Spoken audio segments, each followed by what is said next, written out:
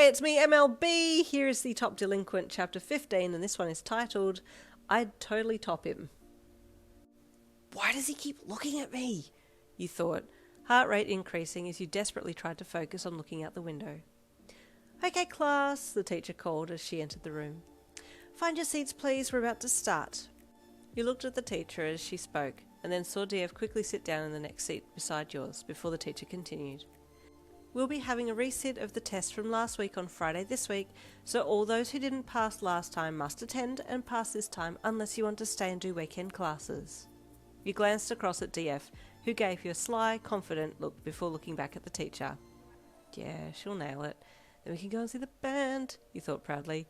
I need something good to happen after all the BS that's been going down these past 2 weeks. I've literally memorised the answers, including some wrong ones, DF said with a chuckle, as you and her stood at her locker, waiting for her to get her things for the makeup exam. Awesome, just nail this one, then we're sweet, you replied to her, as you left the locker and walked down the hall side by side. As you walked and talked, you saw Mrs. Craig coming the other way. "Sup, Mrs. Craig?" you called casually to her. "Yin, pull your socks up, please, and tuck your top into your skirt," Mrs. Craig said with an exasperated sigh. "And can you and Iida please see me after school for an update on the rehabilitation program?" "Aight," you said with a shrug, as you half-asked tucking your shirt in. She nodded and you passed each other, continuing down the hall. "Date with Iida?" DF leered teasingly. "Yeah, we're going to have a threesome with Mrs. Craig. I'm going to top both of them," you replied casually. DF snorted with laughter. "I don't know, I think Iida might be the top," she smirked with a wink. "Nah, could totally top him," you replied flippantly. "She already is the top. We have established this." Ida's voice came from behind you both. You jumped and immediately screamed with embarrassment, face burning at his very blunt comment. "What?" DF screeched as she spun around to face him. "Whoa, hold on, hang on a minute. My weave has just flown and my sister is shook. I know it sounds bad, but he doesn't mean what he just said. He's talking about something else," you screamed, arms flailing wildly.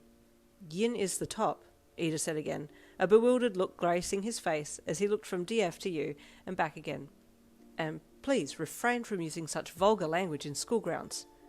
"If he isn't meaning a relationship, then what is he meaning?" DF screamed in confusion, head snapping back and forth between you two. "You're totally doing it." "Yeah, no, what?" you screamed, covering your face with embarrassment. "I beg your pardon, but what in the world is going on?" Iida asked, confused. "Can I explain later?" you wailed at Iida. "Oh my god, if the ground could just swallow me up right now, that would be fudging fantastic." "Okay, you're definitely doing something. You said please, and then you stopped swearing," DF deadpanned. "Okay, both of you shut up," you snapped. You barked, pointing at DF. "Go and do your exam, and Iida," you punctuated sharply. "Mrs. Craig wants to see us after school." "Yes, of course," Iida said pleasantly. "Laters, bitches," DF sneered, blowing a kiss to you as she walked off down to the exam room. "And screw you," you snapped at her. "Good luck on the exam, you'd better pass." DF flipped you the bird as she entered the classroom and you smirked. "I do not understand your relationship with your friend, but as long as there are no physical fights, then I will turn a blind eye to the bickering," Iida said with a confused, close-lipped smile. "Thanks, she's a dumbass, but I love her," you grunted. "Did you tell DF that you are the top of the class?" Iida asked innocently. "No," you hissed. "No, she was being stupid and saying stuff about, just stuff that you don't need to worry about," you grumbled, looking down. "Does DF think we are in a relationship?" Iida asked softly. Your eyes shot up and met his. She doesn't mean it. She's teasing me," you fumbled, feeling lost for words for the very first time ever. "I am not embarrassed by it," Iida said confidently as he turned to leave. "It would be an honour," he added as he walked off. "Wait, what? Did he just confess to me?" you screamed internally, watching his broad shoulders as he walked away. "What is going on here?"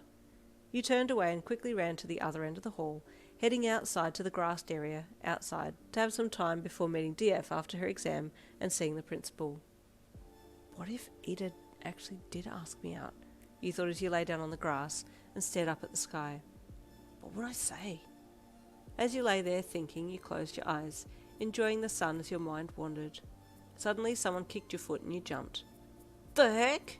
you gasped as you sat bolt upright and looked up at DF. What, you done already? What time is it? It's well and truly past school now, she deadpanned. I was looking everywhere for you. Iida and the principal are waiting for you in the office, she added. Oh, you groaned as you got up. I gotta go. See you, babe. I'll text you. You called as you ran for the office. She actually cares about getting there on time, DF mused as she watched you run off. Usually she wouldn't give a damn. Sorry I'm late, you puffed as you entered the office, looking dishevelled and groggy from your impromptu nap. Yin, are you okay? Who did this to you? Iida asked quickly as he got up from his seat, worried by the way you looked beat up. Where are they? Whoa, calm down. I fell asleep on the lawn, and this is just how I look, he said with a laugh. I'm good.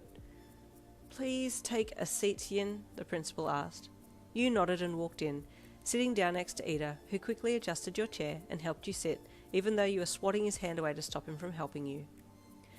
Yin, I have already had a meeting with Iida about your progress, and he assures me that you are improving, but I would like to see you engage in more after-school activities together, she said sternly. And there ends chapter 15. Stay tuned for chapter 16 coming tomorrow.